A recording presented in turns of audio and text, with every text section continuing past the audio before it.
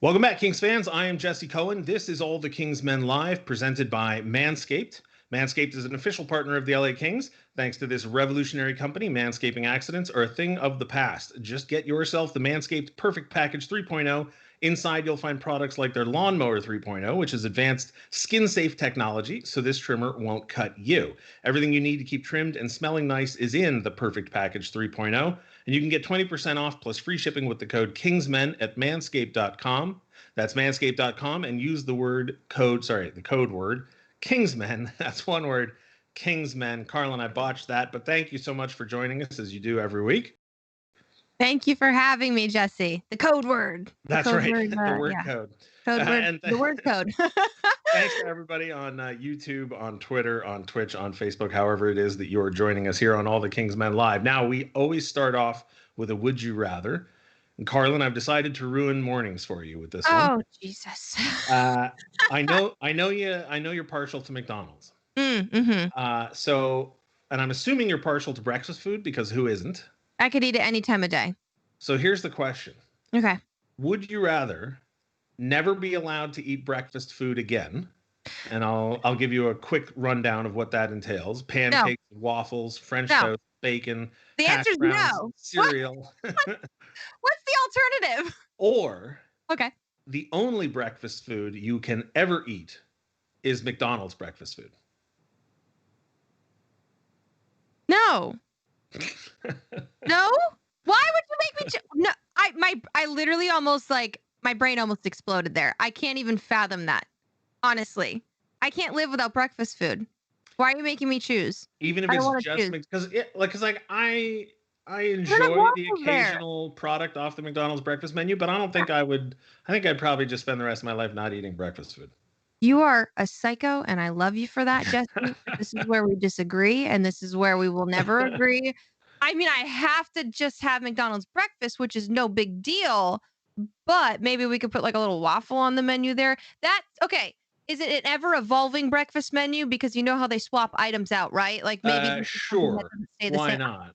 Well, I could convince them to put a waffle on the menu, and then I'll be happy. But that means when you're on your honeymoon eventually, and you're at some lovely hotel, as I'm sure you will be, and they have like a waffle bar or an omelet ball or whatever in the morning. But you've got to eat a little McDonald's breakfast while Hammer enjoys his gourmet fixins. That's just a normal day. Fair enough. No change. Wrong with that. Perfect. Now you called me a psycho, and we're gonna get into that in a second. Can't wait. But first, some news sort of tangentially related to the Kings, and that is that Kyle Clifford will not. Well, I shouldn't say he won't re-sign with the Toronto Maple Leafs, but he has decided to test the free agent waters, meaning that presumably the draft pick acquired in that trade will not be a second rounder next year's draft. It'll be a third rounder, but just because he's testing the free agent waters, I don't think necessarily means he won't go back to Toronto. Maybe that's just all a ruse. You know what I mean? You kind of have to throw people off the scent. Leave or make it look like you're walking away for someone to go, no, wait, we need you. What do you want? What could you want from us? Well, I just wonder, with all of the teams affected by the flat cap, right? Obviously, there are some teams that are affected more than others because they're either pressed up against it or committed to more money than is allowed next season. But I'm not sure what the market for somebody like Kyle Clifford is. He's a fourth liner. He plays about 10 minutes a game, and he makes about twice league minimum. I don't know, with teams cutting back and budgets being cut, I'm not sure that there's a huge market for him. In an ordinary circumstance with the cap going up a little bit, I could see him getting the money he's looking for, but he's not young, right? He's not old. I think he's 29. I don't know. I wouldn't be terribly surprised to see him back in Toronto at less than he was hoping for. Maybe that might happen. And we talked about this off of the pod, I feel like I wouldn't be surprised to see a team pick him up that would just need a good locker room guy, or, eventually they're going to be going younger, but they just need a hole to fill right now. And I'm thinking something like the Anaheim Ducks maybe would want to pick up somebody like a Kyle Clifford if they have the space for it. So you never know. And this all could be something that, is him just saying this so he can kind of wake up the Maple Leafs and go, wait a minute, we really did like having you here. Maybe we do offer you something and give you what you want and have you stay, because his whole family's up there in Canada too. And you could see by his Instagram posts and everything, they're having a great time. They're out on the lake. Like, how do you want to leave that too? I mean, who knows what'll happen? But I feel like there's just a lot of factors that we don't know about. Yeah, and as much as it pains me to say, the Ducks is a sensible alternative, right? Like his life has been in Southern California for the Right. past 10 years, and the Ducks are rebuilding with I don't know what their cap space is off the top of my head, but I mean, if they had room for it, he is exactly the kind of sort of culture guy. I don't know what their lineup concerns are, or how much prospect depth they have that needs minutes, but it certainly wouldn't be the first king to move on to the Ducks in the later stages of their career. This one would, I don't know, it would, I mean, it'd sting a little bit. It would It'd sting sting, a but it lot would be bit, not fun. a little bit. It would sting a lot bit to see Kyle Clifford in a Ducks jersey. Maybe it would make everybody like the Ducks just a little bit more, though. No. Maybe it would take off the edge a little bit. The rivalry is just a little bit more dimmed because you can't hate them that badly because of Kyle Clifford. No, No. All no, right. no. um, but Tried. but that is an excellent segue into what I wanted to talk to you about in Perfect. reference to you calling me a psycho. Love it. Um, so I root against the Vegas Golden Knights, as Mhm. I think a lot of Kings fans do. I Absolutely. don't want to say all, because everybody's got their own thing, but um, I find the Vegas Golden Knights losing in the playoffs now 2 seasons in a row in dramatic fashion. Right, last year with the 5 minute major choking up a 3-1 lead, and then a series lead, and then a 3-1 lead. They Uh, remember. yeah, and They then know. this year losing to Dallas. And look, Alec Martinez is on that team, and it didn't make me dislike the Golden Knights any less, right? Once a guy's no longer wearing a Kings jersey, it's pretty rare that I start rooting for them over my previous interest. But that brings me to the idea of rooting against teams. It's one thing to root for a team. We're all Sure. Kings fans, so we all want the Kings to do well. But in a playoff situation like the one we have this year, where the Kings aren't in it, what motivates rooting interest? And I was talking to a friend of mine about the Vegas loss, Okay. and Zach Whitecloud, the shot of him in the penalty box after Oh, taking I don't even after, want to think about that. It's heartbreaking. it's Heartbreaking. not There it's were not though. cutaways to him after too when they were doing the handshake line, and you could just see like it just went from like I'm sad to like I'm gonna cry, and then they just like cut the camera and like went back to the goalies saying, "Oh, great game." Like it was so sad. So here's I'm glad you reacted that way, because this is Yeah, Rebecca exactly what thinks I'm so too. She says, "Poor kid." yeah. Exactly. Aperture's throwing up the heart. The chat, they empathize with him. Yeah, and as I said to you before we started taping this, I said the question is going to be, should we feel bad for athletes? And I said, of course, the proper response is, as human beings, we should feel bad for for our fellow humans, no matter what affiliation of sport team they choose. But I was thinking back to the gif of Joe Thornton when the Mm, Kings completed the reverse sweep, and then the following series, the Corey Perry gif where the water was trickling down the glass, and it looked like it was a tear running down his face because he was mhm. sitting. And these are wonderful memories of wonderful times as Kings fans, and I don't feel an iota of sympathy for Joe Thornton or Corey Perry, because I'm a Kings fan, and Yeah. I root against those teams when playing the Kings, and I think most people can get on board with that. But this kid, White Cloud, right? Mm, He took a rough penalty in overtime. It winds up being the deciding goal. But I mean, he's young. He'll have a career. He gets paid to play this game. He's paid yeah. quite a bit. Um, I don't know. I don't feel bad. Like I can say, oh, I feel bad for him, but I'm happier that it happened, and I'm thrilled that Vegas is gone. No, or I mean, is that? There's so many layers to this. This is like an onion. I'm gonna take off my reporter All right, hat and then I'm gonna grab my fan hat and put that one on. I really wish I had like a all right. cowboy hat or something I could just throw on right now. But putting on my fan hat, there's a lot of different layers here because when you speak about the Kings and those gifts from Joe Thornton or Corey Perry, and it happens against the team that you love, that you're the biggest fan of, that is satisfying. That is awesome. if you saw someone else cry because they lost to your team that steamrolled past them, that is just an incredible feeling as a fan.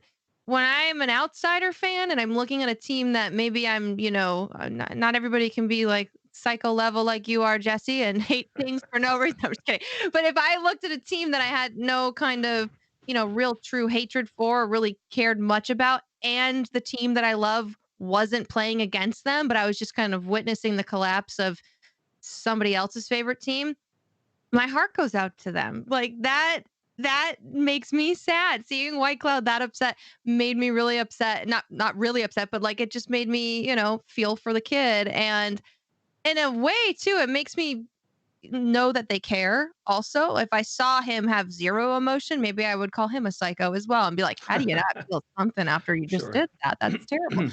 But the fact that he was showing emotion, it just kind of brings it full circle that, wow, this is a sport that means a lot of things to a lot of people, especially this kid who thinks that he lost it for his whole team. It sucks that's the moment, that's the deciding factor. But if you look back at everything, there's more things that got them to that situation, right? So hopefully when he grows up, he'll learn it's not all his fault. That being said, it was really sad to see him sad. I will say that, Jesse. I have a Well, soul, a heart. now you're making me feel like a bad person.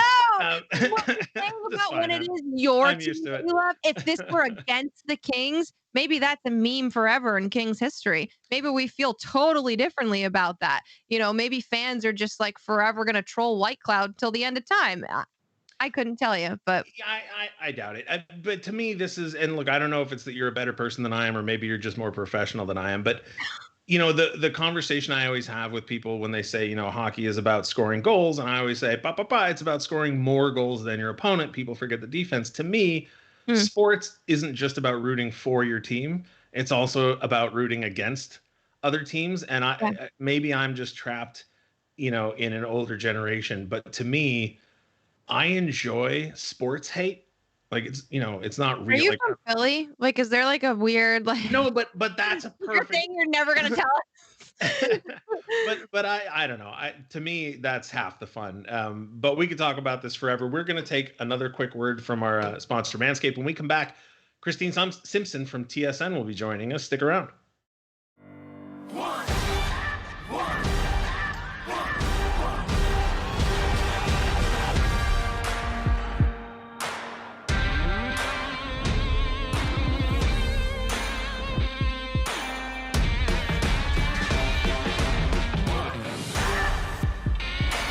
It's one all, one shot, now the future is yours. Go!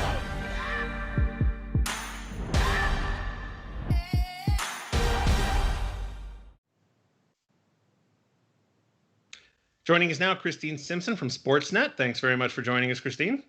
Wonderful to be with you guys. Thanks for having me on. So you were up in the bubble. You were covering these games, and we've asked other people this before. I'll ask you now.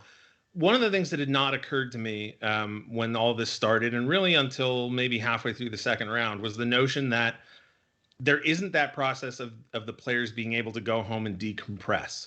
There's no escape from what's happening, right? Ordinarily you go home, you have a meal, you see your family, your friends, your pets, whatever it is. You have a day off away from what's happening, and then you're back at it. I'm curious what it's like from the media side, if there is that same loss of decompression.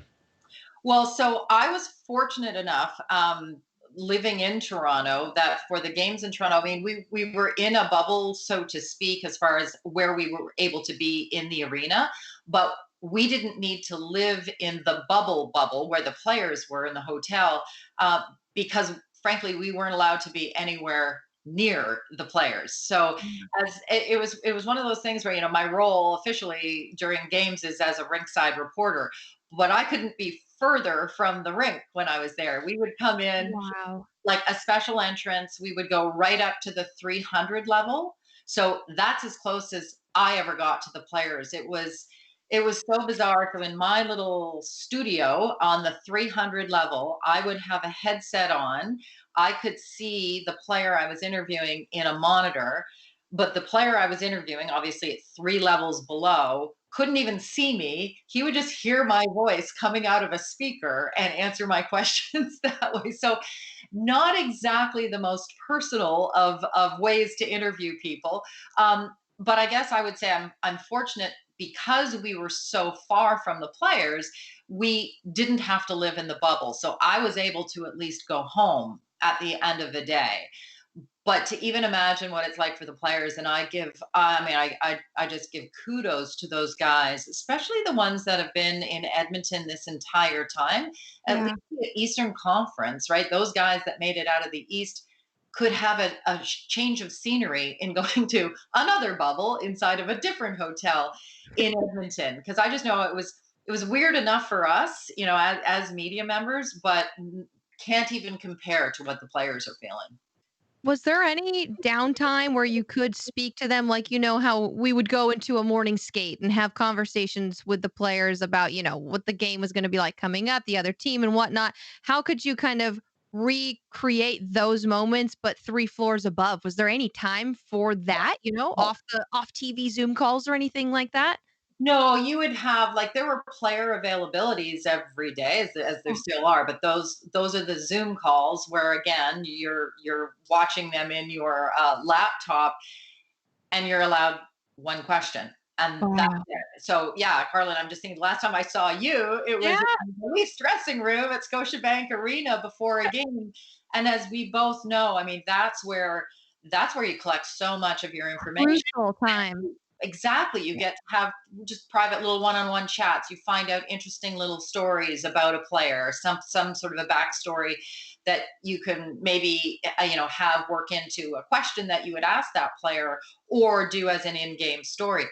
There Right. was none of that. So there was never opportunity to have that usual interaction with the players that frankly helps us do our job. So that all went away. So and as I said, so we're talking about the challenges that came with being able to do the jobs that we normally do under these circumstances. But I've got to say that the biggest takeaway that I will take from it is the fact that the NHL and the NHLPA has been able to pull this off. I mean, Oh, it's yeah. it's amazing alone that we are finishing this season, that there will be a Stanley Cup awarded to a championship team because with all of the craziness that's happened over the last 6 months, just the fact that we're even here is the positive side that I want to take away from it.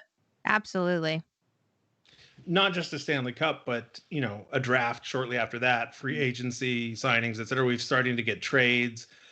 Different teams. Toronto just rumors they're going to hire Manny Malhotra as an assistant coach. They just announced Arizona's got a new it. GM. I mean, there's all sorts of things going on. During the layoff or the break, whatever you want to call it, was that a stressful time for you, not knowing when it was going to come back, not knowing what there was to cover, if anything? Yeah, I think it was a stressful time for everybody in our own ways. I mean, not having a clue when live sports would come back. We made the best of it. I would just say, as a network for us at Sportsnet with Hockey Night in Canada, we at least were able to create content. I mean, it does force you, as you guys well know, to okay, if there isn't live sports, what can we do? So we had a lot of, and again, I'm not sure what you guys did. We did a lot of watch parties where Yeah. right replay Wow. games from way back when, and Yeah. one that I was a part of that was a lot of fun. Happened long before I ended up being a broadcaster, but it was the 1988 Stanley Cup final between the Edmonton Oilers and the Boston Bruins. Your brother was in, right? My brother was in that game, and Yes. it was game 4 in Boston, and I was at that game with my family because at that point, I mean, if the Oilers had won that game, they were going to win the cup. Yeah. For those who would remember that game, that's the game where the lights went out. So Oh yeah. I will never Yes, forget. it's like, oh yeah.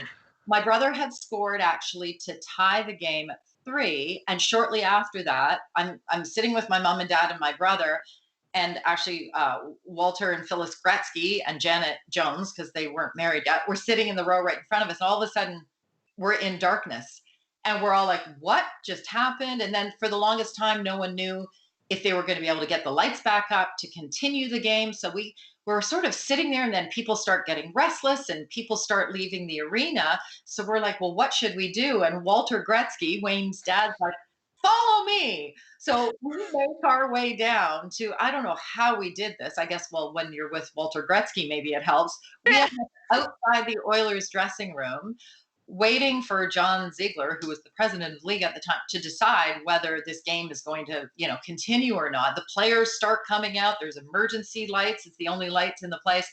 And eventually they called the game. And basically, we flew to Edmonton for game 4, which was really game 5, and the Oilers won the cup.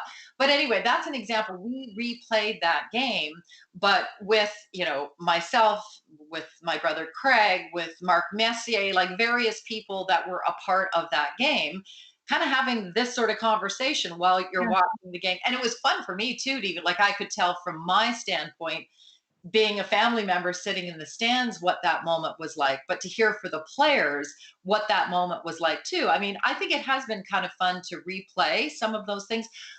But after a few months, I got to say, we were really happy that live sports was going to be coming back. Don't you feel after a while, it's like, I've done enough Zoom interviews now, and I've done enough. Like, it'd be nice to actually be talking about games that are actually happening.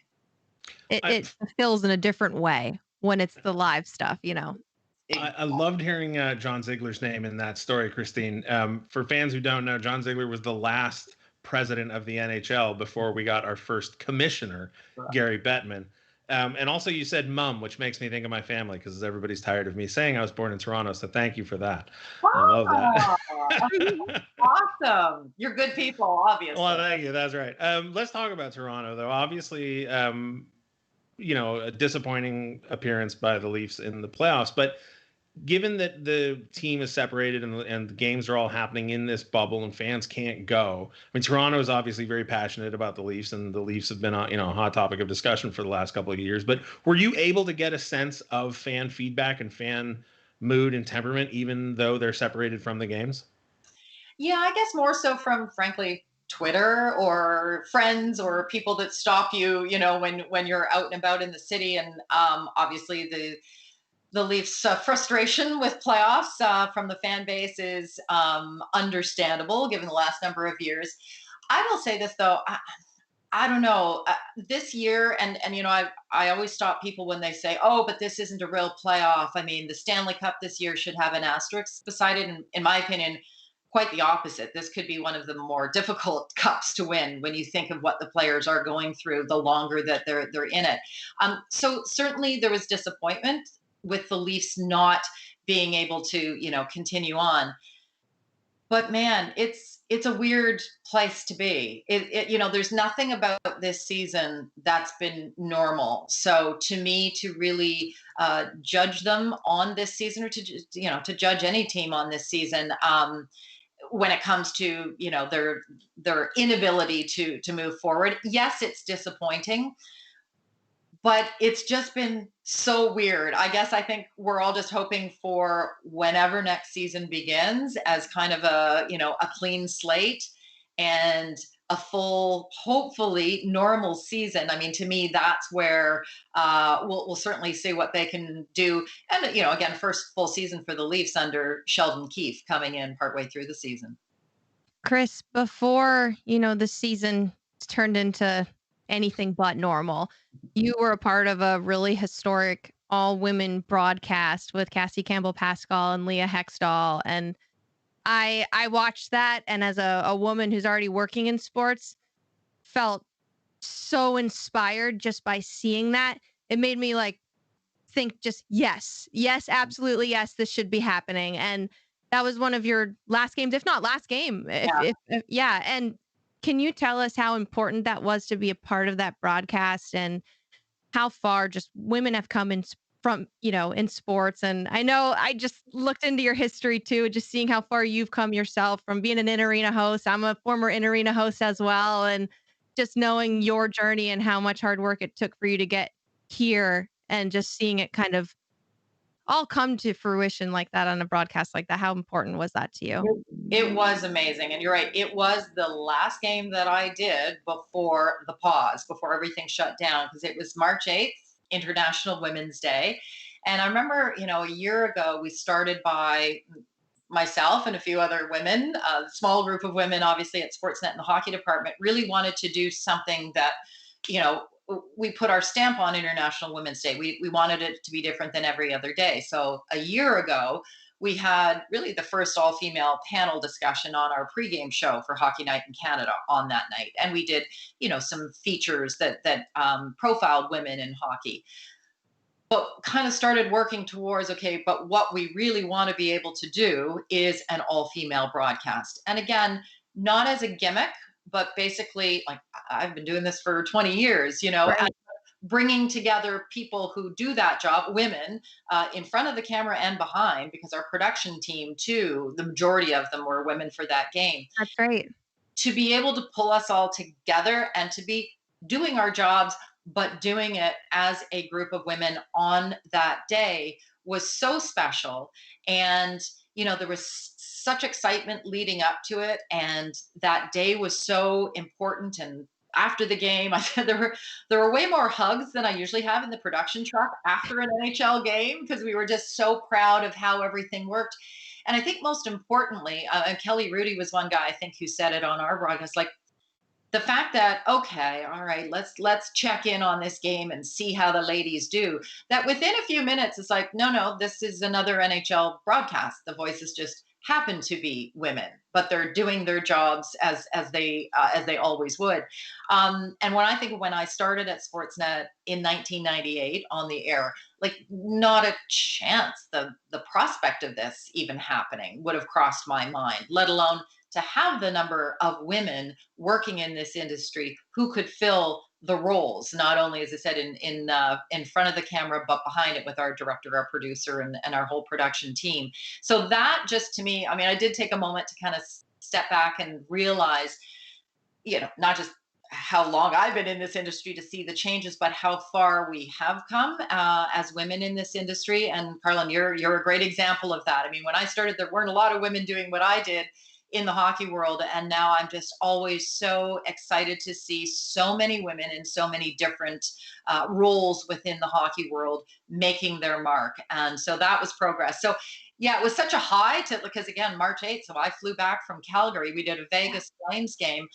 I flew back from Calgary on March 9th, and as we all know, 3 days later, everything shut down. And I thought, okay, that could have been the last NHL game I ever do.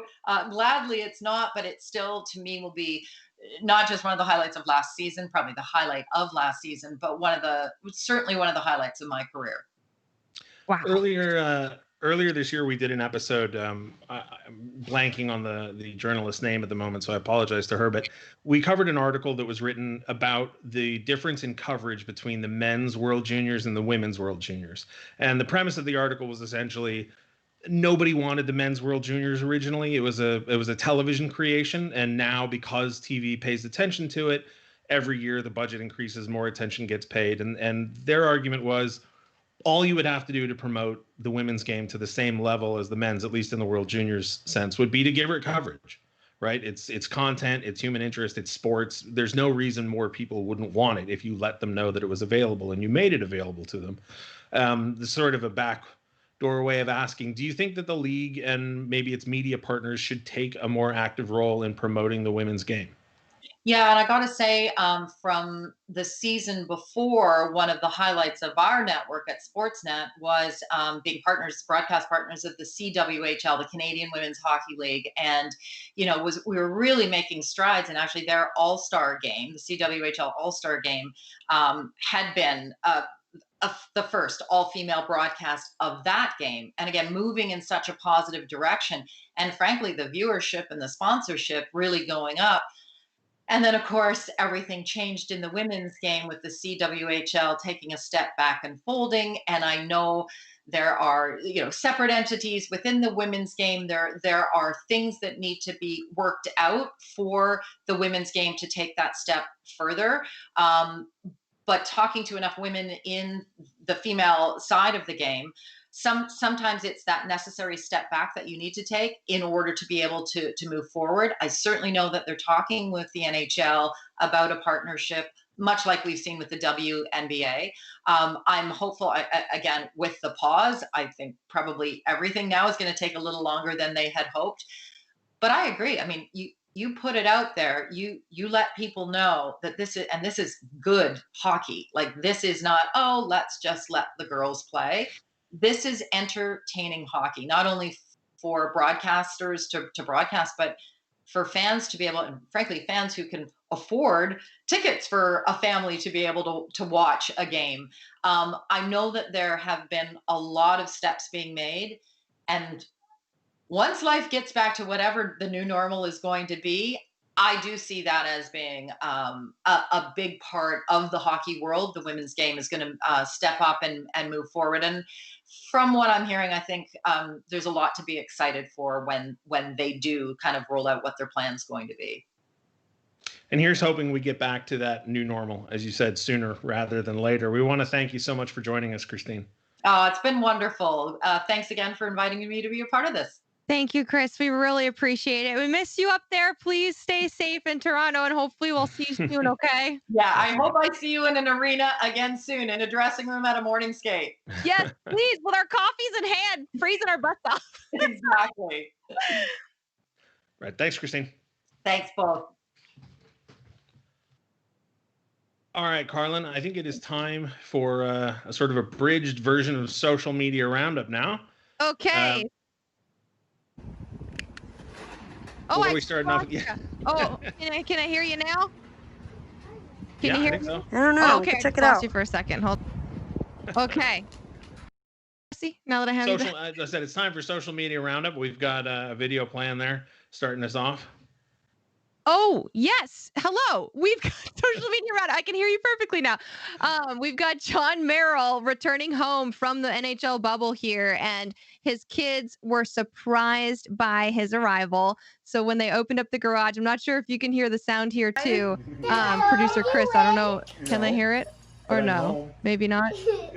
They can. Okay. So at the end here, I want to be nice and quiet. I don't know. Go check it out. And if you didn't catch it, his daughter asked, "Did you win?" And he had to let them know that he did not win. But I mean, Allie McKay retweeted it and said, "Yeah, you did win." I mean, that's the family lottery right there. You won. I'm gonna revisit our earlier conversation and say I am really happy for him. Yes. That the Golden Knights lost, and he got to go back to his family. So there you go. See, I can be happy. I can root against the team, but root for. You're not as psycho as you think you are, Jesse. Well, I'm just happy they lost. That's all. for the right reason. So that was a really sweet moment that we just had to share with everybody. Mm-hmm. And next up, we've got a couple of goals. That's right. From some Kings prospects. That's First right. We got one, Tobias Bjornfoot. Mm-hmm. Barefoot. Jesse, barefoot. That's right. I'm gonna have to watch that again. It just happened so quick I didn't even see it. It was a heck of a shot. And look, unclear what the left side of the Kings defense is going to look like this year. Obviously, the right side will be Drew Doughty, Matt Roy, and Sean Walker with his brand new contract. But fancy. If Tobias Bjornfoot is going to score goals like this, I'm happy to watch 82 games or however many games it winds up being with him on Drew Doughty's hip. There he is. Hold on. And boom. Just a little wrister from the right side. Very nice. Nice goal. Very nice. Then next up, we've got Samuel Fagemo doing the same thing, scoring a goal, doing what he does, doing what we want to see. And recently listed as the Kings' top prospect, I think by Corey Pronman, if I have that right. Not sure why exactly he leapt to the top, but the answer given was sort of, he doesn't do any one thing spectacularly or better than anyone else, but he does everything well. And I got to say, that reminds me a little bit of Justin Williams.